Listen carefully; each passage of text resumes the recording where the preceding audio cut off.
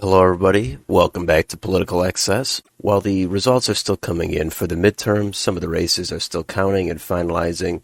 I'm going to wait a little bit longer before we get the absolute final totals. Could be a day, could be a couple days, could be longer than that. But while we're waiting on that, let's jump ahead and take a glance at the 2024 Senate. Let's go through each state that is expected to be semi-competitive, at least, probably under a 10-point margin. I'm not going to pull up Maine or Virginia. As of now, I'm not thinking those are going to be super close yet. So let's go alphabetically, and we got to start in Arizona.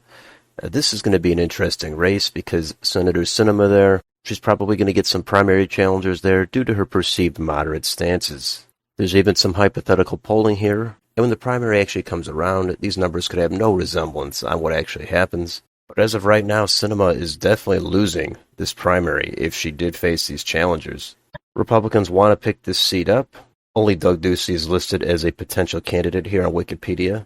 So that is going to be a race to follow. As we could see in 2018, Sinema won by a little over 2 points. So it was a close race. That's when Democrats had a big wave. They flipped it and they picked it up.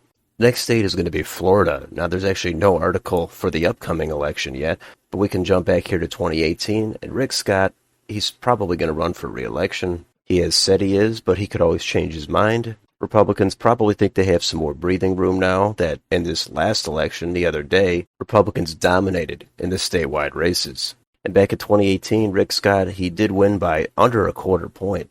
It was extremely narrow, but he did knock off longtime incumbent Bill Nelson, and that was in a blue wave year. This is going to be a great race to watch. I don't know how popular Rick Scott is really going to be in the end. I don't think he's really charismatic at all. But maybe he comes off as non-threatening. He probably would have an advantage, of course, in this election going into it, but it's way too early to speculate on what would happen. Next, let's just glance at Indiana here. This should be a seat Republicans hold, but I just want to mention it because one-term incumbent Republican Mike Braun, he's retiring to run for governor. So that'll be an open seat. There's going to be a primary there. The Democrats, they're going to make a run for it because it's not completely off the table for them. They have won elections in Indiana statewide before. Right now, it's too early to speculate on candidates. We've got Victoria Spartz, the U.S. rep. She's expressed interest. Mitch Daniels, the former governor, he's a potential candidate. I'm not going to put much weight into these potential candidates. Most of these people, they end up doing nothing. But back in 2018, Mike Braun did flip this seat. This is one of those 4 flips Republicans had. And he beat Joe Donnelly by 6 points. So I'm sure Republicans are confident they're going to hold this seat, but it's not a guarantee. Next, let's go on to Michigan. This has longtime Democrat Debbie Stabenow. She's going to run for a 5th term, apparently. There's no other information on this Wikipedia page, but Republicans are going to want to flip another seat in the Rust Belt in the Midwest. And they certainly could do it, depending on the environment. In 2018, we can see Debbie Stabenow did win by a comfortable margin, actually. About 6.5 points over John James during his first Senate bid.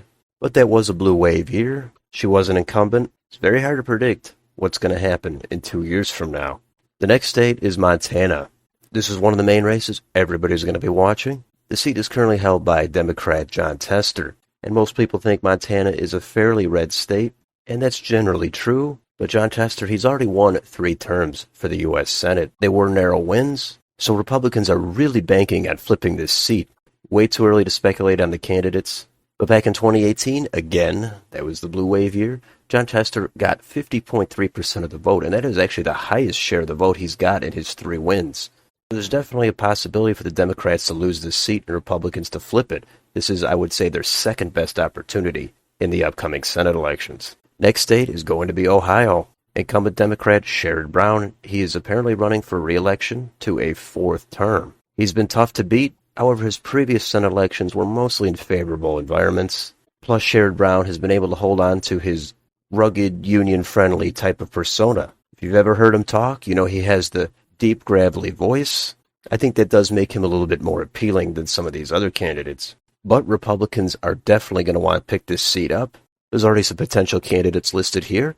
One of them is Josh Mandel, who lost in the primary in this current U.S. Senate election, and he actually lost in the general election in 2012 to Sherrod Brown. And we can look at the 2018 results. Sherrod Brown, he got over 53% of the vote. Jim Renacci got about 46.5%. Again, Brown was the incumbent. He was fairly popular. It was a blue-leaning year, and I don't think Jim Renacci was really that stellar of a candidate. So Brown was able to hold on to that seat. I would imagine in 4 years, it's definitely going to be a narrower margin.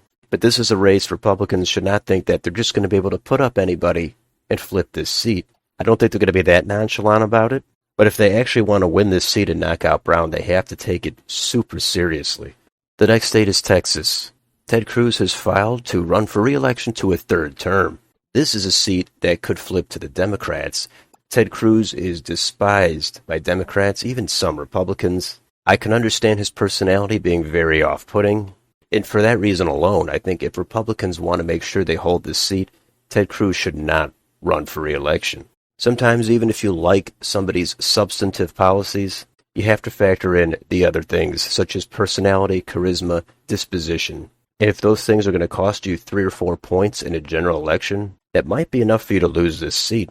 So long way off, we will see what happens. The Democrats are going to have a slew of candidates running.